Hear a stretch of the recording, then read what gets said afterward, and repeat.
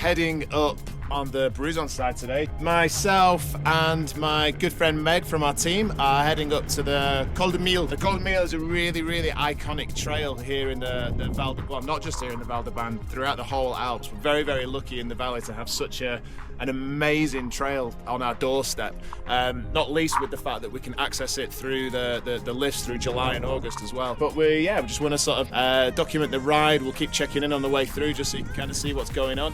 And yeah, hopefully you enjoyed the little mini vlog. Cheers.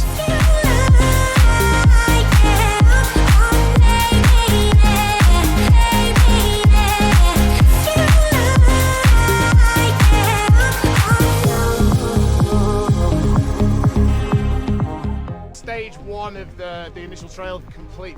Initially a little bit of fire road to sort of get it to a high point, and then you join the single track, which is just a really nice blend of a few little technical climbs, a bit of a traverse, and then from there we rejoin another cat track, as you can see. And then basically this continues a little bit higher to the next little bit of single track, which is ultimately all technical climbing, still relatively doable, particularly on, like we said before, on the e-bikes.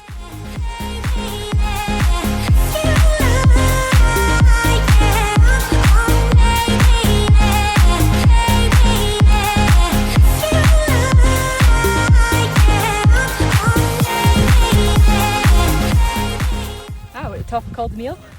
That's Cabin De Mille. You can get some rosti, or I don't know what else you can get in there. Bit of food. Something though. Got Petit Combat.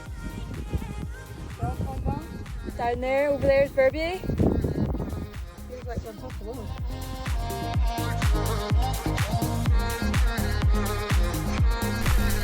Merci, bonjour.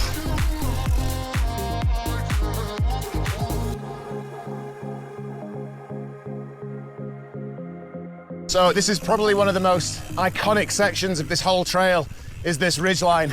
Absolutely spectacular.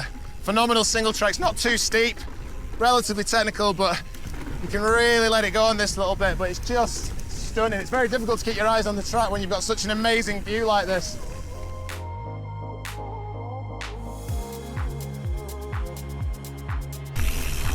So after the ridgeline, we've got quite a really nice single track traverse. This is a great little piece of the trail actually, because it's relatively sort of untouched. It's still quite wild. So there's still some technical sections to it.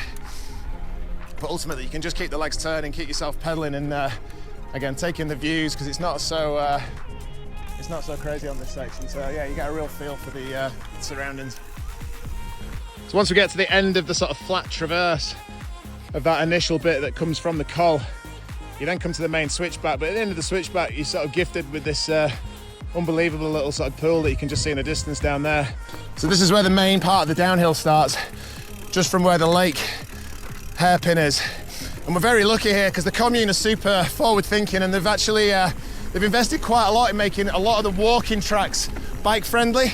So you'll notice just on some of these corners they've been smoothed out just to make them a little bit friendlier from a biking point of view. That doesn't mean to say that walkers can't use them. They're very much dual focused, which is brilliant. So as long as everybody's kind of looking out for each other, we all get to enjoy what is ultimately some unbelievable single track, as you'll start to see as we kind of start to snake our way into the forest down here. Some of these corners are absolutely amazing, where they've just put the odd little bit of smoothness in there just to keep the flow. Like that little jump, woo! Really fun now as we start to get a little bit lower, kind of out of that high alpine, whoop-a, and into the more sort of meadowy sections.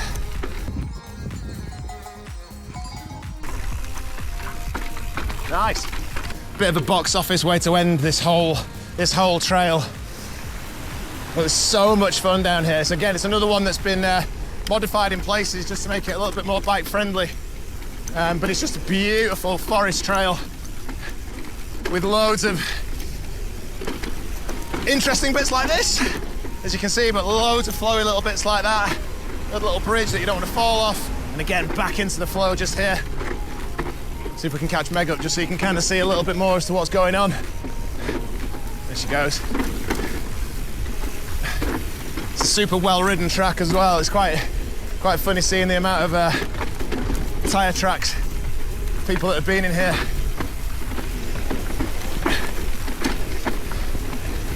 Should definitely check out, follow us on Strava.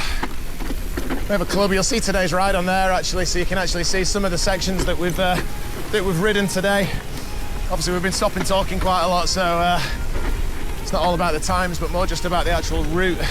So if you were coming into to Verbier at all this summer, or the Val De Bagnes, this whole route is definitely worth checking out, particularly if you're of a strong intermediate to advanced rider. That's kind of what it's pitched at.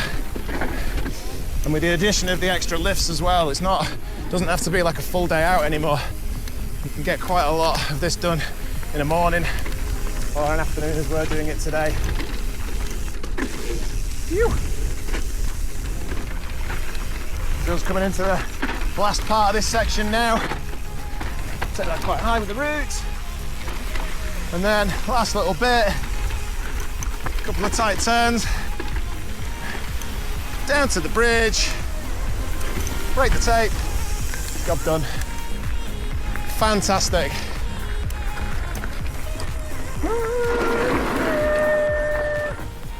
Yes, Megster. That was ace. That was ace.